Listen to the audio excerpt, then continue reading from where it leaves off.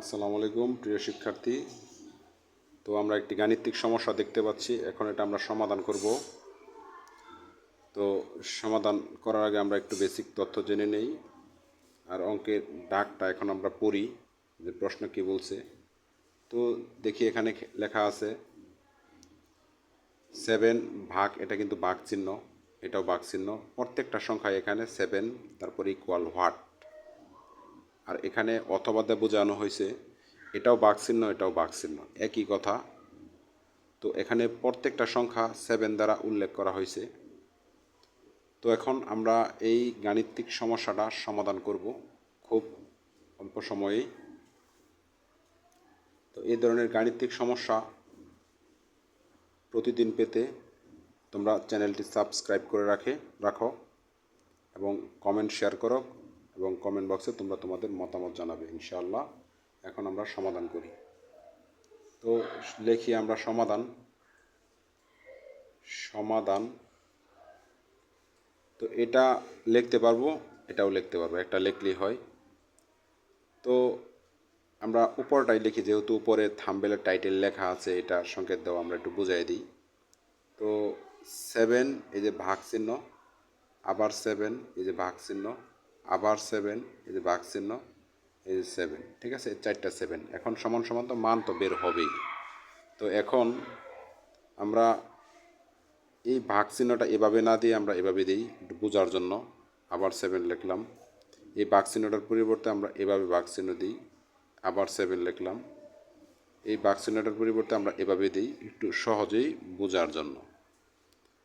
আচ্ছা, এখন একটা বিষয় মাথায় রাখবে, মানে গণিতে মূলত অঙ্কের ক্ষেত্রে যার যার চিহ্ন তার সামনে থাকে। যেরকম এখানে 7 আছে, এখানে 7-এর সামনের সংখ্যা চিহ্নটা কিন্তু ভাগ, এটার সামনের চিহ্ন কিন্তু ভাগ, এটার সামনে চিহ্ন ভাগ। তাহলে এই যে এখানে প্রথমে যে একটা সংখ্যা 7, এটার সামনে কিন্তু কোনো চিহ্ন নাই।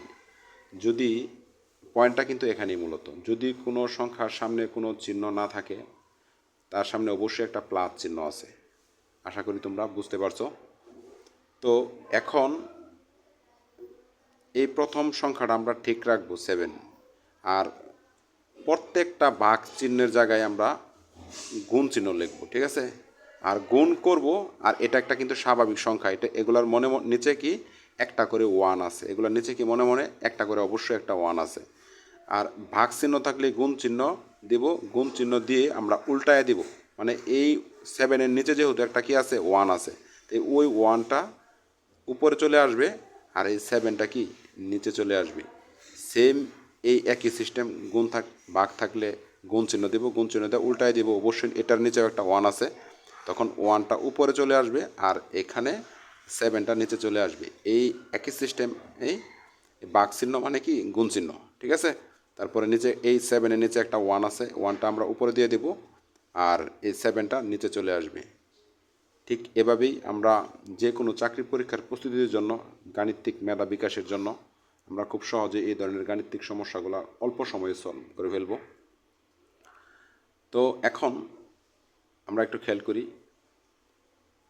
এই যে এই 7 কিন্তু এটা উপরের সংখ্যা, 7 সবার সাথে গুণাকার, 7 থেকে 7 উপরে 7ই হবে। আবার আর ক্যালকুলেশন না বাড়ায় একটা 7-এর সাথে আমরা একটা 7 কাটে দিই, মানে একই সংখ্যা যদি উপরে নিচে হয় আমরা কেটে নিলেই উত্তম। এখন আশা করি বুঝতে পারতেছো তোমরা। আর এই মুহূর্তে গাণিতিক সমস্যাটা আমরা শেষ পর্যায়ে চলে আসছি। চ্যানেলটি যাদের সাবস্ক্রাইব করে নেই, এই চ্যানেলে যারা নতুন, তোমরা অবশ্যই চ্যানেলটি সাবস্ক্রাইব করে রাখবে। এই ধরনের গুরুত্বপূর্ণ গাণিতিক টিপস পেতে, গাণিতিক সমস্যা সমাধান পেতে অবশ্যই চ্যানেলটি সাবস্ক্রাইব করে রাখবে তোমরা। তো এই 7 আর এই 7কে উপরে নিচে কাটাকাটি, কিংবা এখান থেকে একটা 7 এটার সাথে কাটাকাটি, একই কথা। তো এখানে উপরে একটা 7 আছে বাকি, এই দুটা বাকি, ঠিক আছে। এখানে একটা 1 এক লাইনে আমি করে ফেলতে পারতাম, একটু সময় নিয়ে করতেছি ইনশাআল্লাহ বোঝার জন্য। তো গুণের সময় এটা কিন্তু গুণ চিহ্ন। তো একটা বিষয় মনে রাখবো আমরা, গুণের সময় যত বড় সংখ্যা হোক আর ছোটো সংখ্যা হোক, নিচেটা নিচে গুণ, উপরটা উপরে গুণ। এই যে 7 গুণ 7 আর 1 গুণ 1, ঠিক আছে। তোমরা যখন বুঝবা আরও শর্ট করে ফেলতে পারবা। এই যে এখান থেকেই কিন্তু লিখতে পারতাম আমরা 7 7 49, ঠিক আছে না, আমরা দুইটা লাইন বাড়াই করছি, ঠিক আছে। যখন তুমি বুঝতে পারবা তখন তুমি নিজে বাড়াইতেও পারবা, কমাইতেও পারবা, এটা কোনো প্রবলেম না। তো 7 7 কত 49 আর 1 1 কত 1, মানে 1 1 1। তো ধন্যবাদ। ক্লাসটি যদি ভালো লাগে অবশ্যই চ্যানেলটি সাবস্ক্রাইব করে রাখবে। কমেন্ট বক্সে তোমরা তোমাদের মতামত জানাবে এবং কোন ধরনের গাণিতিক সমস্যা তোমাদের বেশি বেশি সম্মুখীন হব সমস্যার আমাকে তোমরা কমেন্ট বক্সে জানাবে। আমি ওই ধরনের গাণিতিক সমস্যা নিয়ে আলোচনা করবো, ইনশাআল্লাহ সমাধান করব। ধন্যবাদ সবাইকে। আসসালামু আলাইকুম।